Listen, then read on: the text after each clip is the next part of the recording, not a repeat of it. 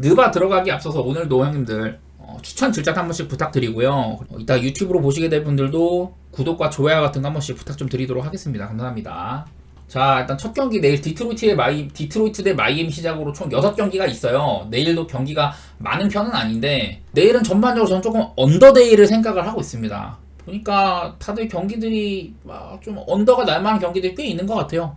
일단 디트로이트 대 마이애미인데 사실 디트로이트 경기가 언더 보기가 쉽진 않아요. 지금도 보면은 디트로이트가 후반기 11경기 동안 공수 양면에서 득점도 19등, 수비도 한 20등 정도 해가지고 평균적으로 223점가량 나고 있거든요. 이런 부분들 때문에 디트로이트 경기가 언더 누르기는 쉽지 않다. 그리고 얘네들 전반기에도 막 26연패, 7연패 박을 때도 그때도 막 한 번씩 90점 정도 나는 거 아니면은 대부분의 경기에서 110점 정도는 기록을 하고 패배했던 그런 것들이 있었거든요. 근데 제가 디트로이트는 얘기할 때마다 보그다노비치를 처분한 이후로는 얘네 팀의 색깔이 조금 언더 쪽으로 많이 가는 것 같더라. 그런 것들 얘기를 해드렸던 것 같고, 최근에 이제 디트로이트가 토론토랑 샬럿 상대로 2연승을 달리고 있어요.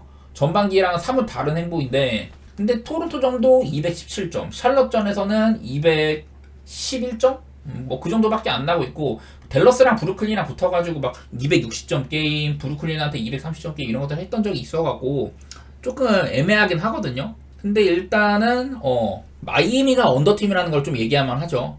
물론 마이애미가 한창 좋았을 때만큼 단단한 수비력을 보이고 있지 않아요. 마이애미가 그 전반기에도 좀 방패로 일을 냈었던 적이 있었고, 그리고 이 연패 행진을 벗어던진 이후로는 공격에 비해서는 지금 보시다시피 마이애미가 후반기에 득점 24등, 그리고 실점은 7등 정도로 그렇게 막 대단한 언더팀까지는 아니긴 하거든요. 근데 일단은 마이애미 최근에 덴버와의 경기 188점밖에 안 났었고, 워싱턴과의 경기도 218점. 워싱턴은 거의 뭐 엄청 뛰어다니는 팀인데 그 경기도 218점. 오클라호마와의 경기 207점. 이런 식으로 되게 언더 기세가 좀 심했어요. 댈러스전에서도 222점. 댈러스, 오클라호마, 덴버 이런 팀들은 좀 빡센 상대인데 그런 팀들이랑 붙었을 때 마이애미 경기가 조금 언더세가 있었다. 물론 다 패배를 하긴 했지만, 그러니까 마이애미도 지금 공격이 약간 신통치 않다는 거거든요.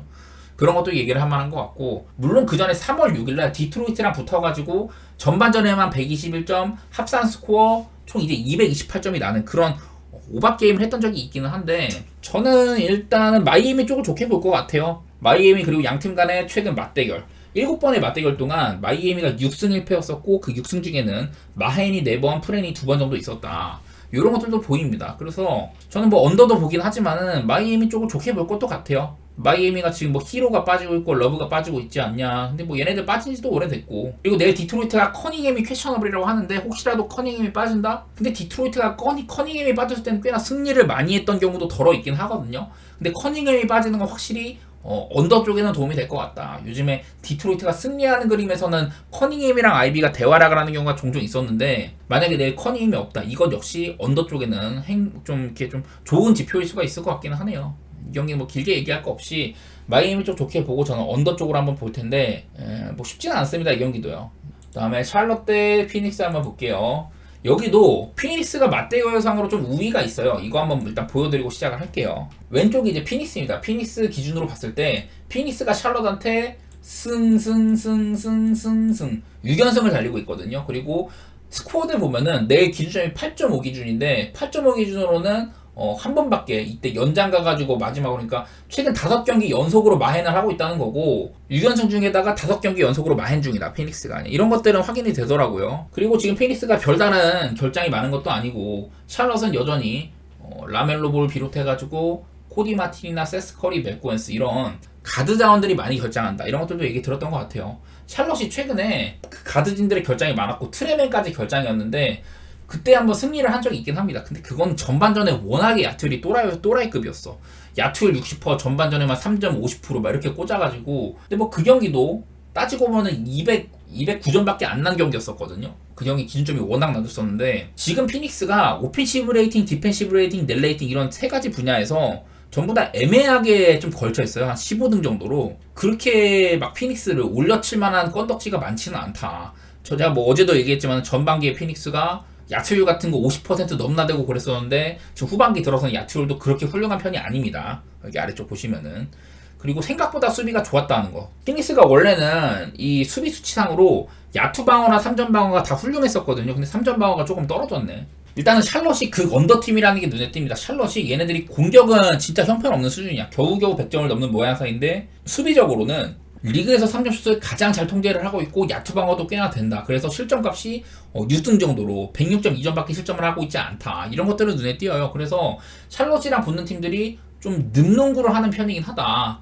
샬럿이니까 상대팀을 좀 못 던지게 하기도 하고 본인들도 시도도 많이 안 하는 그런 모양새가 많이 있거든요. 그런 부분을 좀 생각한다면은 일단 저는 늠농구를 조금 생각을 하게 돼요. 피닉스도 전반기에 비해서는 확실히 막 이제 뛰는 농구라든지 그런 것들을 많이 못하는 편이기도 해. 저도 그 영문은 잘 모르겠습니다만은 확실히 일단은 그 야투율이 많이 좀 떨어진 게 눈에 띄는 것 같고요. 그리고 내일은 샬럿이 또 상대팀한테 오펜도 잘 안 주는 팀이고 그래도 뭐 리차즈가 버티고 있는 인사이드가 막 너키치한테 엄청 유린당하거나 그럴 것 같진 않아요. 저는 그래서 이거 8.5 기준으로도 피닉스가 최근 5경기 연속 마인 중이기도 하고 지금 뭐 별다른 결장자도 없다. 오히려 샬럿이 그 뭐랄까 트레이드 후에 좋은 행보에 비해서는 최근에 조금 내려왔다는 것도 있고 일단 피닉스 쪽 좋게 볼 것 같고요. 그리고 217.5면은 사실 피닉스 경기가 제가 오늘도 보스턴과의 경기였는데 보스턴이 좋은 수비팀이긴 하나 사실 피닉스 경기를 언더가는 건 조금 빡세 보인다 그랬는데 근데 나는 샬럿이랑 붙으면은 그건 일단 보스턴이 또 많은 더 점수를 넣어줄 수 있기 때문에 오바가 경계됐다 한 거고 샬럿이랑 붙으면은 저는 언더 날 것 같기도 하거든요. 217.5면은 그래도 나쁘지는 않은 것 같아요. 피닉스가 내일 백투백인데 백투백일 때는 7승 4패였었다. 그리고 피닉스가 평균적으로 백투백일 경기 때 최근 후반기 행보보다도 득점은 한 1점가량 높고 여기 이제 피닉스 7-4가 이게 백투백 성적인데 백투백일 때마다 114.5점가량 득점, 실점은 111점가량 했다.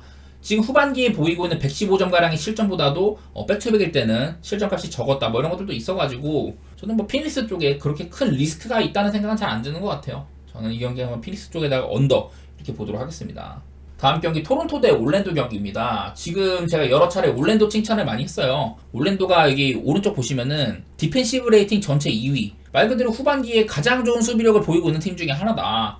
그리고 이제 좀 지표 같은 거 보면은 디펜시브 레이팅 전체 2위인데 야투 방어나 3점 방어 같은 거는 12등, 16등으로 그렇게 아주 훌륭하지 않았다. 일단은 올랜도는요 상대를 최대한 못 던지게 합니다. 보면은 본인들의 야투 지도도 리그에서 가장 적은 편이고 상대팀도 리그에서 두 번째로 못 던지게 한다. 그리고 페이스도 느린 팀이고 상대팀 본인들의 3점 시도도 가장 낮은 팀. 그러니까 올랜도는 좀 3점보다는 이게 인사이드 쪽으로 많이 좀 쇼부를 보는 타입이거든요. 근데 지금 토론토가 뭐 인사이드 수비력 같은 것도 그렇게 훌륭한 것도 아닌 것 같고 그냥 딱 그냥 오피트인의 야투 방어 14등 정도 평범한 수준이고 3점 슛도 올랜도가 잘 안 던지는데 오히려 토론토는 3점 수비가 좋은 편이다. 이런 것도 여러 가지를 따져봤을 때는 마땅히 막 상성상으로 토론토가 좋아 보이는 건 별로 없는 것 같아요. 그리고 리그에서 지금 그 토론토의 페이스도 지금 되게 빠르고 야투 시도도 많고 상대팀도 좀 많이 던지게 하는 서로 좀 뭐랄까 많은 공격 기회를 주고받는 그런 토론토의 모습인데 보통 이런 경기는 올랜도가 본인들의 색깔로 가져가는 경우가 되게 많았었어요. 올랜도가 최근 경기들 한번 살피면은 브루클린하고는 되게 좀 뭐랄까 서로 간에 안 던지는 팀들 간의 대결이었었고 근데 인디애나와의 경기에서 97대 111 경기 인디애나라는 핵 오바팀을 상대로 뭐 111점 가량 실점을 하긴 했지만은 이 경기 올랜도가 오히려 오펜시브 리바운드 많이 장악을 하면서 인디애나보다도 더 많은 공격 기회를 가져갔었거든요. 그날 총 90번의 공격 시도를 할 정도였었는데 어쨌든 올랜도 경기는 일단은 저는 언더를 조금 생각을 해보게 됩니다. 보시다시피 올랜도가 최근 뭐 11경기 후반기 기준으로 보면은 득점 실점 모두 다 득점은 하위권이고 오히려 근데 득점도 보면은 이런 야투 효율이나 3점 효율이 좋은 편인데 득점은 적었다. 안 던져서 그래요. 안 던져서. 그리고 뭐 실점 같은 경우도 야투 방어이나 3점 방어 효율이 좋지는 않은데 실점 자체는 적었다. 상대를 못 던지게 해서 그렇습니다. 반면에 토론토 같은 경우는 득점 8위, 실점 28위 뭐 이 정도로 좋지가 않은데 그냥 이런 것들 생각을 하게 되면은 올랜도 쪽을 좋게 볼 여지가 많이 있는 것 같아요. 저는요. 그리고 더구나 내일 토론토가 내일 일단 바렛도 결장이잖아요. 최근 한 이제 7경기 정도 중간중간 결장도 덜어덜어 있었는데 RJ 바렛이 최근 7경기 동안 평균적으로 23점가량 넣어주고 있고 야투율 58%, 3점슛 53.6%로 정말 좋은 효율을 보여주고 있었는데 내일 못 나온다는 거거든요. 이 정도면은 솔직히 토론토 입장에서는 되게 아쉽죠. 안 그래도 요즘 폼이 좋은 바렛인데 불의의 사고 때문에 동생이 이제 사망하는 사고 때문에 내일 출전하지 못한다. 토론토 입장에서는 되게 아쉬울 거예요. 스카티 반즈 팀에 얼굴도 없는 상태이고, 근데 이제 게트주도 빠지는데 게리 트렌트 주니어도 제가 3월달 기준으로 한번 살펴봤어요. 최근 2경기는 계속 내일이 결장을 하고 있어갖고 내일도 나올지 모르겠다 이런 상황인데, 게트주가 그래서 3월달 이후로는 5경기 동안 평균적으로 19득점을 박았는데 야투율 42.5%, 3연수 32.7%. 많이 던지긴 했지만 그렇게 효율이 좋은 건 아니었다. 그래도 팀에서 19점가량을 득점해줄 수 있는 선수가 빠진다는 거, 이거는 팀적으로는 손해죠 많이.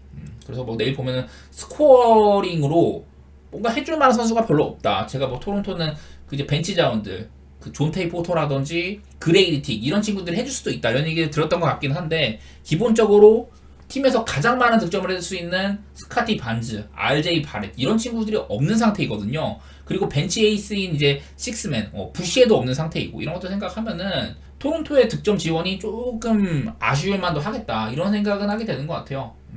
직전 경기 디트로이트한테도 이날 아마 퀴클리랑 게트주가 빠졌던가 그랬던 것 같은데, 올리닉도 빠졌었나 어쨌든 그랬는데 디트로이트한테 104점밖에 못 넣었던 토론토이기도 하고, 거기다가 RJ 바렛까지 없다 이러면은 과연 누가 그렇게 득점을 많이 해줄 수 있을까 이런 생각들을 하게 되는 것 같네요. 물론 이제 스카티 반즈가 있고 없고에 따라서 뭐 토론토 경기가 생각보다 언더로 많이 가지는 않더라. 그래도 반즈가 있을 때나 없을 때나 230점가량 터지지 않냐 이럴 수는 있는데, 팀에 반즈가 원래 1옵션이라고 치면은 2옵션급이 바렛 없고 부시에도 없고 이런 것도 생각했을 때는 저는 많은 득점이 나올 것 같지는 않네요. 그래서 저는 올랜도 쪽에다가 언더를 보는 그런 게임이 되지 않을까 싶습니다. 다만 이제 하나 좀 걱정되는 거라면은 이 올랜도가 홈이랑 원정 편차가 조금 있다는 점인데, 언더오버의 개념을 봤을 때는 얘네가 홈에 비해서 원정으로 가면 득점이 한 6점가량 떨어지고 실점은 한 4점가량 많아진다. 사실 그러면은 득실은 오히려 2점가량 더 언더로 간다는 거거든요. 그냥 그런 것들 말고 올랜도가 원정에서 조금이니까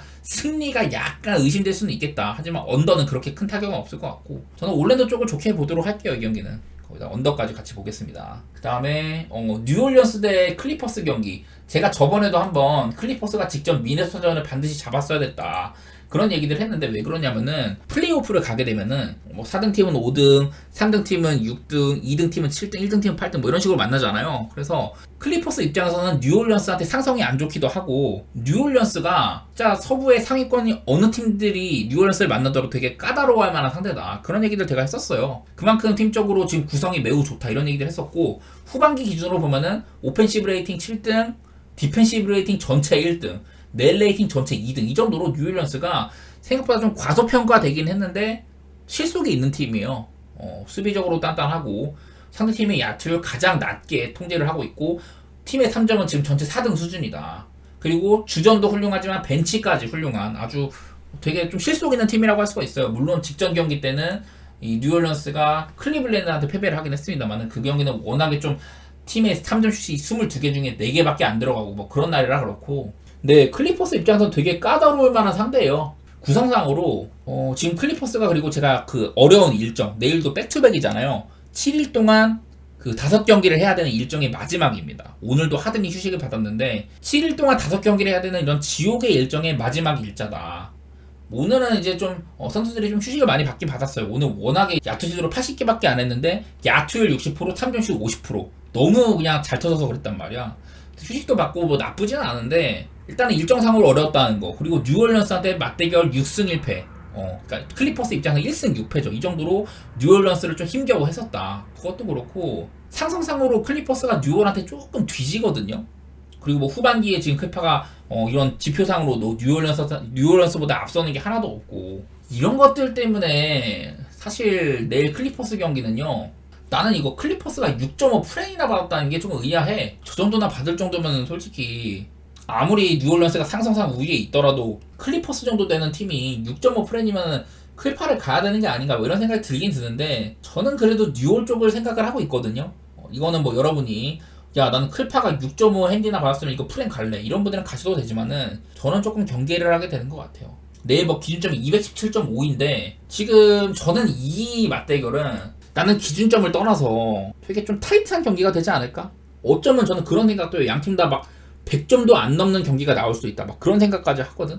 그 정도 좀 신중하고 막 뭐랄까 서로 간에 좀 되게 간극이 좁은 경기이지 않을까. 그래갖고 뭔가 핸디도 가기가 애매한 것 같고 언더보도 애매해요. 사실 이 경기는 패스하면 좋을 텐데, 저는 개인적으로 분석상으로는 뉴올리언스 쪽을 좋게 보고 싶고, 언더도 좀 보고 싶거든요. 근데 뭐 지금 뭐 지표로 보면은 기준점이 217.5인데 뉴올리언스는 후반기 평균적으로 219점, 클리퍼스는 후반기에 224점 이렇게 나니까 사실은 언더 보는 것도 좀 흐름 이런 통계를 거스르는 거거든요. 그래서 사실 제가 이 경기를 지금 얘기를 뉴올리언스 좋게 보고 언더로 보겠다 이렇게 얘기는 하지만은 사실 이 경기는 여러분이 저랑 공감을 안 하실 만도 합니다. 그 정도 얘기는 드리고 싶고, 뭐 클리퍼스는 이제 웨스트브룩이 빠진 이후로는 득점은 6.6점이 줄었지만은 실점이 7.3점가량 더 줄어들었다 이래갖고 웨스트브룩이 없을 때 경기력으로는 마이너스는 아닙니다. 그리고 언더 쪽으로 14점가량 간다 이런 것들이 있는데 저는 뭐 이런 것 때문에라도 언더를 좀 생각을 하게 되는 것 같아요. 저는 뉴올리언스 쪽에다가 언더로 한번 보도록 하겠습니다. 그리고 샌안토니오 대 덴버 경기는요, 난 이거 좀 패스하고 싶네. 물론 덴버는 좋은 팀이고 샌안토니오가 뭐 요즘에 웬벤야마가 잘한다 이렇다고 하지만은 어제까지는 양팀의 간극이 존재는 해요. 양팀의 간극이 분명히 있기는 할 텐데 일단 뭐 기본적으로 덴버는 최근 한 10경기 정도 봤을 때는 9승 1패 아주 좋은 행보를 달리고 있습니다. 요키치가 이제 또 MVP 레이스에서 다시 또 시동 걸고 있고 잘하고 있죠, 요키치. 근데 이게 샌안토니오가 최근에 3점이 좀 잘 들어갑니다. 일단 후반기 들어서 샌안토니오가 11경기 동안 3점 슛 41.2%, 전체 3등 수준으로 잘하고 있고 야투율도 10등, 득점 9등 이런 식으로 샌안토니오의 공격이 꽤나 괜찮아요. 그리고 내일은 또 이제 덴버가 원정인데 덴버가 지금 지표상으로 오히려 샌안토니오보다 공격면에서 좋습니다. 3점 슛은 조금 떨어지긴 해도 야투율 전체 1등에다가 득점도 전체 5등 정도로 샌안토니오보다 지표상으로 좋거든요.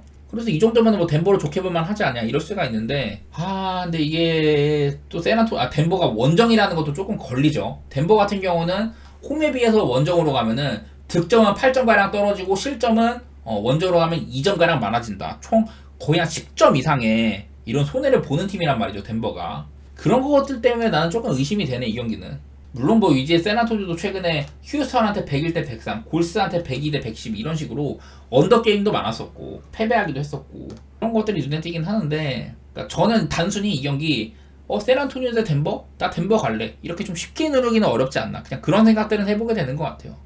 근데 뭐 솔직히 굳이 가라면은 그냥 덴버 쪽을 좋게 보겠죠. 덴버 쪽 좋게 볼 것 같긴 한데 나는 내일 이 경기는 좀 가고 싶지가 않네.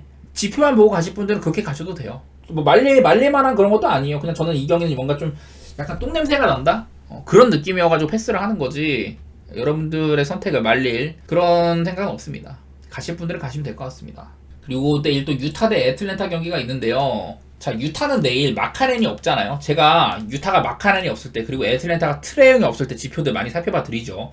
내일 기준점이 224.5인데 양팀 다 보면요, 에이스들 마카넨이랑 트레이 형이 없을 경우를 한번 보겠습니다. 자, 마카넨이 없는 유타는 득점이 8.6점가량 감소를 하고 실점은 3.4점가량 좋아진다. 실점이 줄어든다. 그래갖고 도합 마카넨이 없으면 팀적으로 5.2점가량 손해를 보고 언더 쪽으로 12점가량 가게 돼요.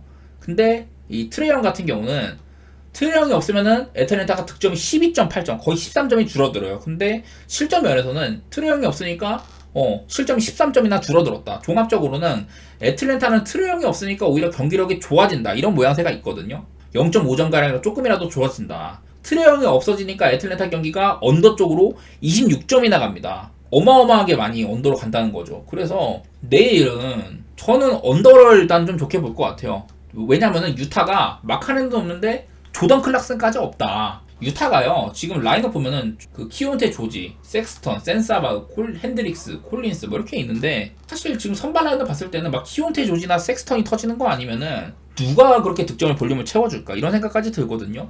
원래는 유타가 벤치에서 막 조던 클락슨이 얼마 전에 유타 경기가 되게 오바 게임을 한번 했던 적이 있는데 그때 워싱턴전이었나 덴버전이었나 하여튼 막 조던 클락슨이 막 39점 받고 그랬던 경기가 있었어요. 그래갖고 오바가 났었는데 내일은 이 조던 클락슨까지 없다? 나는 이거 유타 내일 좀 아무리 홈이어도 언더를 봐야 될 것 같은데 그런 생각들이 드네요. 물론 이제 유타가 후반기에도 지금 실점 지표 수비 쪽 보면은 실점 29등, 야투 허용률 29등, 3점슛 허용률 30등 이런 식으로 그냥 수비 꼴찌팀이에요. 이런 것들 때문에 유타를 과연 언더를 오롯이 갈 수 있을까 이런 생각이 들긴 드는데 애틀랜타가 후반기에는 득점이 확연하게 떨어졌다. 그리고 수비적으로는 오히려 좋아졌다. 애틀랜타는 그러니까 트레이 형이 없으면 오히려 얘네가 수비적으로 조금 더 팀이 더 좋을 수 있다. 이런 것들이 보이더라고. 이거 옆에 있는 넬레이팅 보면요, 애틀랜타가 후반기에 오펜시브 레이팅 13등, 디펜시브 레이팅 11등, net 레이팅 상으로는 8등입니다. 8등. 그러니까 이 애틀랜타가 net 레이팅 상으로 보면은 지금 후반기 들어서는 거의 뭐 미네소타보다도 좋은 팀이고 마이애미보다 뭐 클리퍼스 이런 팀들보다도 애틀랜타가 net 레이팅 상으로는 좋은 팀이에요. 트레이 형이 없는데도. 그래서 나는 오히려 애틀랜타는 트레이 형이 억제기가 아닐까? 트레이 형이 없으니까 애틀랜타가 경기 내용이 더 좋네. 막 이런 생각까지 들어. 저는 내일 유타가 마카넨도 없는데 클락슨까지 없다는 거 이거를 가장 경계를 할 것 같고요. 그렇다면 저는 애틀랜타 쪽에다가 언더 이렇게 좀 볼 것 같네요. 물론 내일 애틀랜타도 보그다노비치가 빠질 수 있다, 제일 론슨이 돌아올지 안 돌아올지 미지수다 이런 것들이 있는데 만약에 보그다노비치 없다? 그러면 언더는 더 호재거든요. 저는 지금 유타가 후반기에 평균적으로 235점이 난다 이런 것들 때문에 언더를 고민하실 분들이 계실 수도 있는데 저는 마카넨 클락슨 없으면 언더 가는 게 맞다고 생각이 들어요. 그리고 애틀랜타도 후반기에는 확실히 지금 뭐 한 215점밖에 안 나고 있고 이런 것들 생각하면 언더 좋게 보이고 승패 방향도 유타의 홈이기는 하나 저는 애틀랜타 쪽으로 좋게 보도록 하겠습니다. 요즘에 또 유타가 홈에서 좀 안 좋아요. 최근 8경기 동안 2승 6패 이런 것들이 있기 때문에 저는 승패 방향도 애틀랜타 쪽으로 좀 좋게 보도록 하겠습니다. 1.5핸디라 가지고 그냥 그거 갈 바에는 그냥 일반승 가는 게 낫지 않을까? 뭐 1.5마인 정도 갔어도 되고 저는 좀 이렇게 생각을 해보도록 할게요. 축구는요, 엠폴리 대 볼로냐 경기, 소시에다드 대 카디즈 정도 다룰 텐데, 일단 좀 이제 서로 결장 같은 거 한번 살펴볼게요. 먼저, 엠폴리는 별다른 큰 결장까지는 아닌 것 같습니다. 요즘에 엠폴리는 워낙에 선수도 많이 팔았고, 지금 뭐, 막 많이 처분하고 있어요. 많이 처분하고 있어갖고, 솔직히 말해서 이 친구들이 팀 내에 어느 정도 있는지도 솔직히 나는 잘 모르겠어. 그리고 볼로냐 같은 경우는 제가 잠깐 봤다시피, 스테판 포시라는 선수 오늘 주전 수비수인데 결장이고 그리고 지르크제이 지금 볼로냐 최다 득점자인데 오늘 결장이에요. 이렇게 볼로냐는 핵심급 2명 정도 핵심급 주전급 핵심 하나 주전급 하나 이렇게 결장한다고 생각하시면 될 것 같고요. 자 먼저 엠폴리 대 볼로냐 먼저 해볼 텐데 엠폴리가 보면 최근 그 전에 6경기 동안 잘했다. 이게 뭐냐면은 감독 교체를 한 이후에 엠폴리가 그 니콜라 감독이라는 분한테 감독을 맡기고 나서부터는 6경기 연속으로 패배가 없었어요. 특히 이 기간 동안 유벤투스랑도 비기고 피오렌티나랑도 비기고 그리고 좀 잡아먹을 만한 상대를 잘 잡으면서 엠폴리가 호조를 달리고 있었는데 갑자기 홈에서 원정에서 무승이었던 칼리아리한테 패배를 했습니다. 그러고 나더니 이후에는 AC 밀란 원정에서 패배도 했거든요. 이제 엠폴리를 조금 좋게 보던 시각이 줄어들었죠. 한창 엠폴리가 감독 교체 이후로 잘 나가고 있었는데 최근에 2연패 중이다. 더구나 원정에서 승리 거었던 칼리아리한테까지 패배를 했다. 이날은 뭐 엠폴리가 골대도 맞추고 좋게 시작은 하긴 했지만 결국에는 승리를 가져가지 못했고 뭐 밀란 원정은 어렵죠.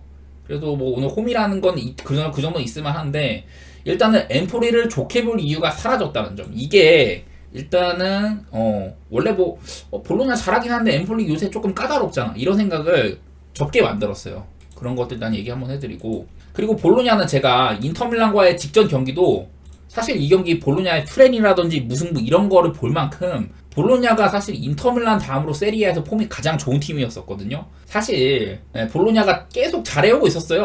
올 시즌 티아고 몬타 감독 체제에서 되게 막 이렇게 무패행진도 달리다가 피오렌티나한테 한번 발목을 잡히긴 했지만 그 이후에도 무패행진 쭉 달릴 정도로 되게 팀적으로 지금 뭐 유럽에서도 티아고 몬타 감독의 지도력이 주목을 받을 만큼 되게 팀이 호조에 있었는데 갑자기 한 우디네스의 원정에서 3대0 당하고 이러면서 날개가 살짝 꺾였었거든요. 근데 어쨌든 이렇게 5경기 동안 무승을 달리다가 갑자기 살아났어요 또. 그리고 그 기간 동안은 좀 폼이 좋던 팀 아탈란타랑도 이렇게 원정에서 승리를 하기도 하고 좋은 모습들을 다시 되찾았었습니다. 그리고 직전 경기 인터밀란 사실 인터밀란한테는 지는 게 이상하지는 않잖아요.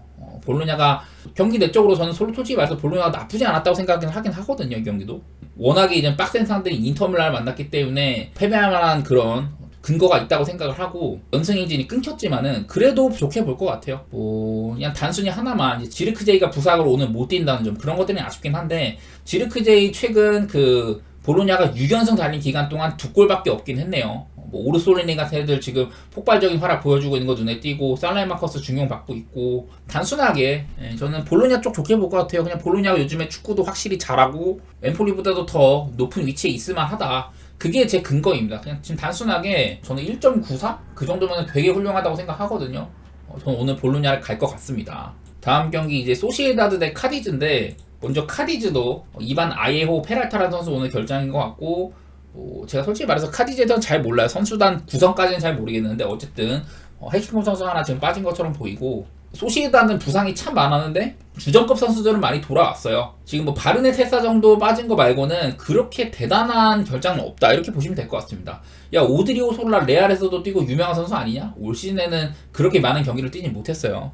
올 시즌에는 부상 등의 이유로 주전급 이상은 아닌 것 같고, IM 무뇨즈는 이제 시즌 아웃인데 뭐 이 친구도 빠진 지 꽤 돼가지고 이렇다 막 큰 타격까지는 아닌 것 같습니다, 소시지가요. 근데 문제는 소시지가 한창 못하고 있었다는 게 문제예요. 제가 일단 단순히 올 시즌 소시지의 행보를 보면은 올 시즌 뭐 챔피언스 리그도 치르고 하면서 지금 코파에서도 상당히 윗순위까지 올라가고 치른 경기가 되게 많아. 그래서인지는 몰라 시즌 초반엔 나름대로 잘하다가 막 레알 마드리드나 꼬마, 바르셀로나 이런 팀들한테 패한 거 말고는 그 소시지가 되게 잘했었어요. 이렇게 무패 행진 기간도 꽤나 길었었고, 어쨌든 지금 코파델레이도 치르고 하면서 팀이 약간 좀 암초에 부딪힌 모양새가 있습니다. 이제 코파에서는 탈락을 하긴 했지만 어쨌든 코파도 병행하고 챔스도 병행을 하면서 좀 안 좋았던 기간이 꽤 길었었거든요. 이런 것들 때문에 소시지 조금 애매한데 이런 생각 할 만하지만은 어쨌든 이제는 체력적인 이슈, 그런 것들 좀 이제 벗어 던질만 하다, 그런 생각들은 드는 것 같아요. 이게 최근에 안 좋았던 부분들, 이런 것들 때문에 좀 소시지를 걱정할 만한데, 기본적으로 저는 소시지에 이 스페인 국가대표팀 선수들도 많이 소속되어 있고 전반적으로 좋은 축구를 하는 팀이다. 보르달라스 감독의 지도력을 전 높이 사는 편이고, 일단은 지금 보이는 것과 달리 소시지는 저는 좋은 팀이라고 생각을 하거든요. 워낙 이런 체력적인 이슈라든지 선수단의 부상 이런 것들이 겹쳐갖고 안 좋은 시기가 있긴 했지만은 어쨌든 오늘 홈이잖아요. 홈 전적도 한번 볼게요. 프리메라 리가 기준으로 한번 좀 볼게요. 작년부터 해가지고 올 시즌은 여기부터인데 계속해서 무패 행진을 이렇게 일궈 나가고 있었거든요. 그러다가 최근에는 이렇게 좀 안 좋긴 했다. 다시 한번 말하지만 제가 말했던 소시지가 이런 일정상의 이슈라든지 부상자들이 많이 있었다, 이런 것들 때문에 어려운 시기를 겪긴 했는데 그래도 그때보다는 상황이 나아졌다고 생각은 하긴 하는 것 같아요. 자, 카디즈는요, 지금은 제가 오늘 원정 성적만 지금 일단 보여드릴 텐데, 일단 원정에서 최근 여러 시기 동안 이렇게 승리가 없었습니다. 중간중간에 야 클럽 친선 이기고 코파델레이에서 이기고, 이거는 저는 안 칠게요. 왜냐면 코파델레이는 이거 사실 무승부고, 승부 차이 가서 승리하니까 무승부고,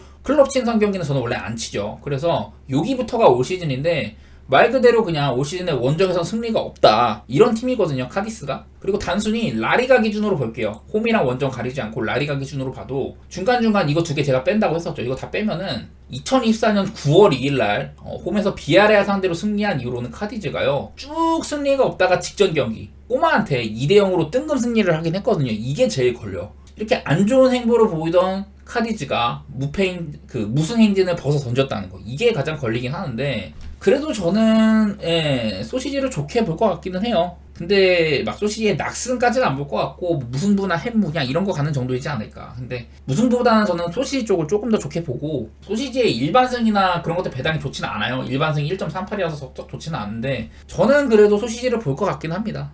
하지만 이 경기는 앞선 볼로냐 경기에 비해서는 약간의 리스크가 있는 경기다, 그렇게 말씀을 드릴 수 있을 것 같고, 저는 뭐 소시지의 햄무라든지 무승부 뭐 그 정도 볼 것 같네요, 이 경기는요.